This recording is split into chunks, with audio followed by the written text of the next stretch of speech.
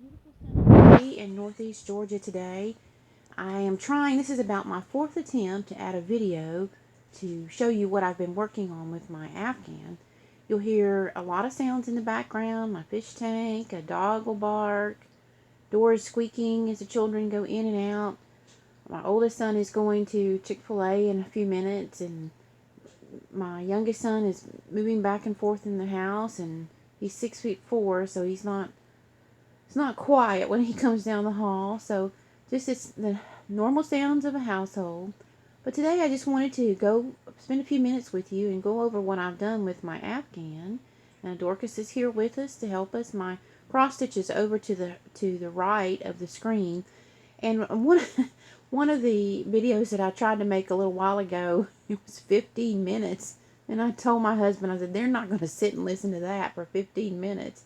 So I'll try to keep this short and sweet, and maybe later on in the week give you an update on the cross stitch. I'm going to move over. I hope you're not subject to motion sickness, but I'm going to move over here and let you see the progress of my Afghan and talk a little bit about the history of me and the granny square. In college, we'll go back to even further than that. In 4-H, when I was in 6th grade and 7th grade, Mrs. Virginia Lett tried her best to teach me to crochet. And yes, our daughter is named after Mrs. Lett. She was a wonderful, godly woman, and her daughter was my best friend for many, many years.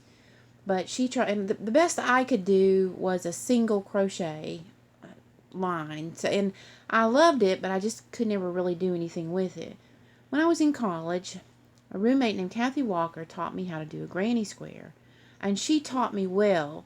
But the problem was I didn't learn well. I didn't do a good job in understanding what a granny square really consisted of. And the way I learned to end my round was in the middle of a row, and that never works. And then I would turn to go to start the next round, and they would always leave a funny looking sort of gappy stitch in the middle of the row that would go all up and down. It was just a mess. And any large granny square blanket I tried to make had that unfortunate mistake showcased in it, every one of them.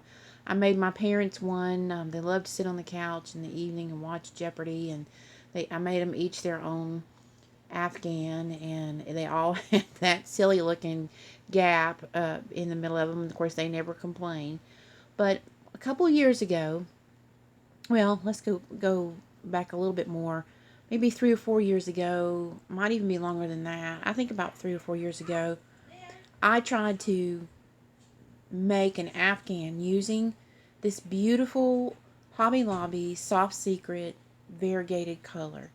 And I had some of the coordinating colors to go with it. And I was just heartbroken because, try as I might, I couldn't overcome the way the gap looked. And I just set my mind to, I was going to learn how to do it right. I went on the YouTube video section of dealing with crochet and granny squares a couple of years back. And bless me, they demonstrated how you end your rounds in the corner and how you stitch over to keep this gap from appearing. And then my daughter helped show me, sitting next to me, how to do that. So she's never met she's 18 years old, and she's never met a knitting stitch or a crocheting stitch that she can't do. But in any case, I wanted to try again with this beautiful, beautiful yarn. And my only dilemma is what to do with the coordinating colors. I'm going to come over here a little bit. Pardon the mess in the bedroom. It's just always this way. But here are the coordinating colors that I purchased at Hobby Lobby. They are just stunning. And when my daughter checked out for me, the woman that rung the order up was commenting on how pretty the colors are. They really, really, really are. And if you see this light color, I'm going to try to hold this somewhat steady.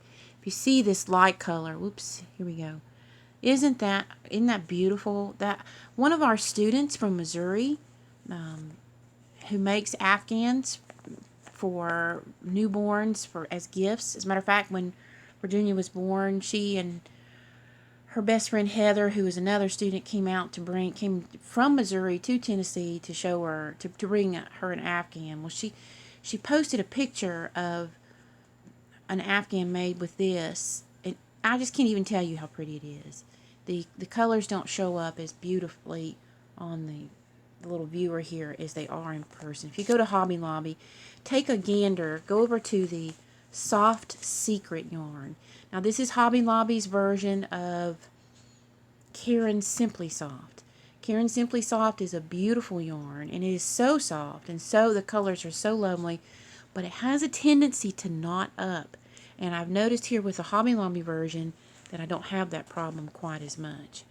I was sort of debating, what do I do? Do I do these colors, you know, and work them in, or do I just save them for a final border? To be honest with you, I got a little bit tired of doing this over and over and over, 11 different rounds. So I thought, I'm going to try and see how these colors look. Well, that's what I did last night. We were so tired after working on John Thomas's room, I didn't really feel like counting squares. So I sat and watched Perry Mason and worked on these 2 rounds just to see how they would look. I'm not sure what I'm going to do yet, but if I want to continue or just go back to the variegated. But I love this, and I love the feel of this yarn.